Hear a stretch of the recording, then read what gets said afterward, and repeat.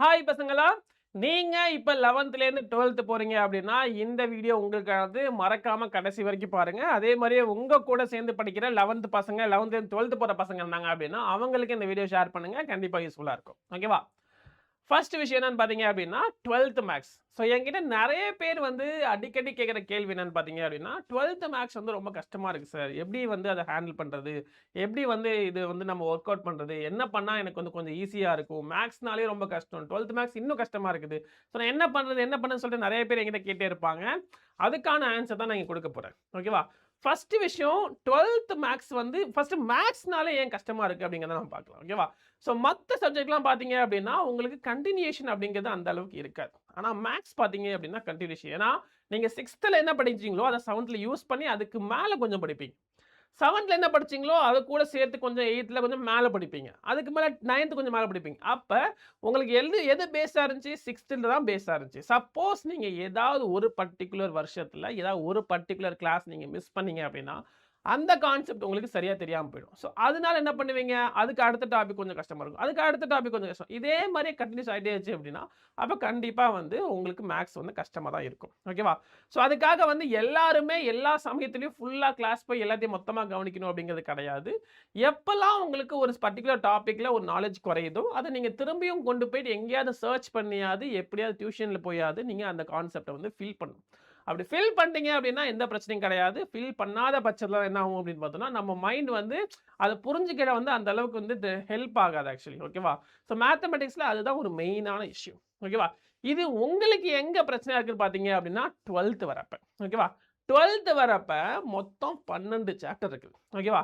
அந்த 12ல 2டே 2 சாப்டர் தவிர்த்து, மிச்சம் இருக்க 10 சாப்டர் எப்படின்னு பார்த்தீங்க அப்படின்னா, 11த்ல நீங்க என்ன படிச்சீங்களோ, அதோட அட்வான்ஸ்டு வெர்ஷன் தான் உங்களுக்கு 12த்ல வரும். Okay. For example matrix and determinant 11த்ல படிப்பீங்க. அதோட அட்வான்ஸ் தான் நீங்க 12த்ல படிப்பீங்க. ஓகேவா?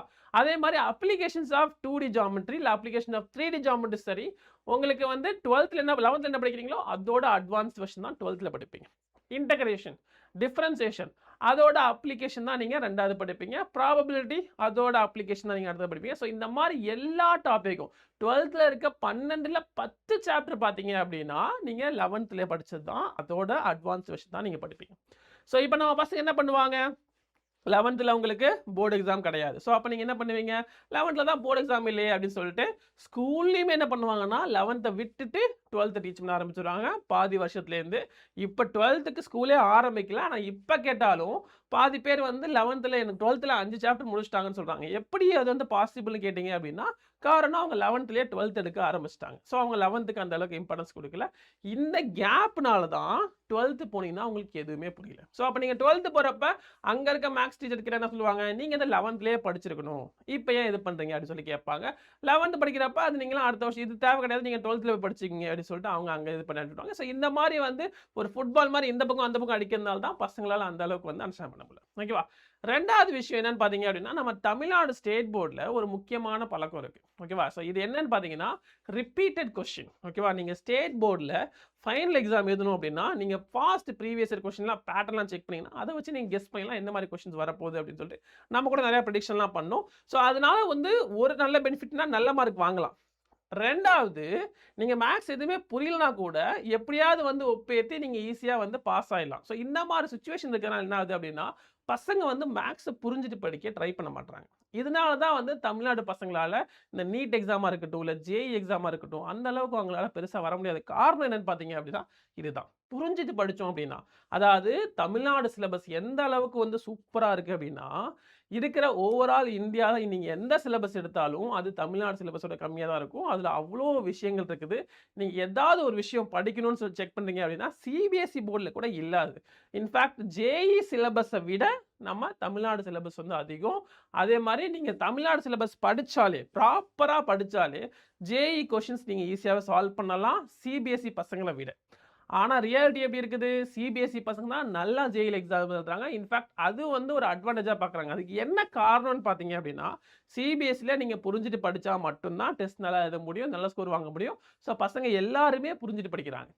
ஸ்டேட் போர்ட்ல அப்படி கிடையவே கிடையாது. அப்ப நல்லா படிக்கிற பையன் கூட இன்னும் சூப்பரா மார்க் வாங்கணும்ன்றதுக்காக என்ன பண்றாங்கன்னா, புரியவே இல்லனாலும் படிச்சுட்டு போயிடுறாங்க. ஸோ அந்த மாரி விஷயங்கள் தான் நம்ம அவாய்ட் பண்ணணும். ஓகேவா? 2வது இந்த நாலேட்ஜ் கேப். 11ல என்ன பண்ணுவாங்க, அவங்க டீச் பண்ணாம விட்டது எல்லாமே வந்து உங்களுக்கு எங்க வந்து பழி வாங்கும்? 12வது வந்தா தான் பழி வாங்கும். அங்க போயிட்டு நீங்க டீச்சர்ட்ட கேட்டீங்க அப்படின்னா, "இதான் நீங்க போன வருஷமே படிக்கணும். அப்பலாம் நீங்க என்ன பண்ணிட்டு இருந்தீங்க?" அப்படின்னு சொல்லி கேட்பாங்க. தப்பு நம்ம மேல இருந்தாலும், இல்லனாலும் நம்மளால எதுவும் பண்ண முடியாது. ஓகேவா? ஸோ இந்த பர்ட்டிகுலர் இஷ்யூவ எப்படி சால்வ் பண்றது? ஸோ இதுக்காக நாங்க கஷ்டப்பட்டு யோசிச்சு கொண்டு வந்த ஒரு பேட்ச் தான் என்னன்னு பார்த்தீங்க அப்படின்னா, அமரன் 2027. ஸோ இந்த அமரன் 2027ல உங்களுக்கு எல்லா விஷயமும் இருக்கும். ஓகேவா? அது உங்களுக்கு லைவ் கிளாஸஸ் இருக்கும், டிபிபி இருக்கும், எல்லாமே இருக்கும். அதெல்லாம் வேற விஷயம். ஆனா மெயினா உங்களுக்கு ஒரு டாபிக் நடத்துறப்ப, சப்போஸ் அதோட பேக் டாபிக் தெரியல அப்படின்னா, ஃபார் எக்ஸாம்பிள் நான் உங்களுக்கு integration, applications of integration teach பண்றேன்.